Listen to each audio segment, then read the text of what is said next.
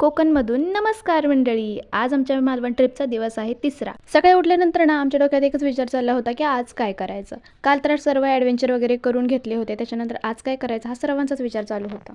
म्हटलं आता हा विषय सोडा आणि नाश्ता करत करत आपण विचार करूयात की काय करायचं आहे. नाश्त्यामध्ये मस्तपैकी गरम गरम घावणे आणि मोदक खाल्ले. खरं सांगते, मोदक म्हणजे ना माझं दुसरं प्रेमच आहे.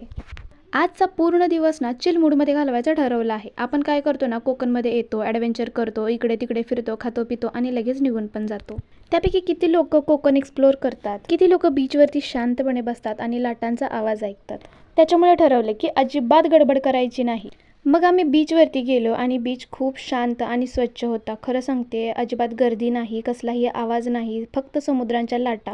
कधी कधी स्वतःसाठी वेळ काढणं ना खरंच खूप गरजेचं असतं. आपण रोजच्या आयुष्यात ना इतके बिझी होऊन जातो ना की स्वतःसाठी वेळ काढायला विसरूनच जातो. काम, जबाबदाऱ्या सगळ्यात ना आपण स्वतःलाच थोडे ना मागं ठेवतो. आज मी इथे समुद्रकिनारे आहे. ना घाई ना गर्दीचा आवाज. अशा वेळेला जाणवतं की आयुष्यात लक्झरी म्हणजे मनाची शांतता आहे. मी तिथे खूप एन्जॉय करत होती, कारण ना तिथे गर्दी नव्हती, काही नव्हतं. लोक दूरपर्यंत ना दिसतच नव्हते. अशा बीचवरती मी होते. आणि खरं सांगते, तुम्हीसुद्धा ना अशा गर्दीच्या ठिकाणाहून ना थोडंसं लांब जाऊन शांत बीचच्या ठिकाणी ना एकदा जाऊन बघा. असला भारी एक्सपिरियन्स येतो ना. तिथे गेल्यानंतर ना माझ्यातलं एक लहान मुलंच असं बाहेर आल्यासारखं वाटत होतं मला.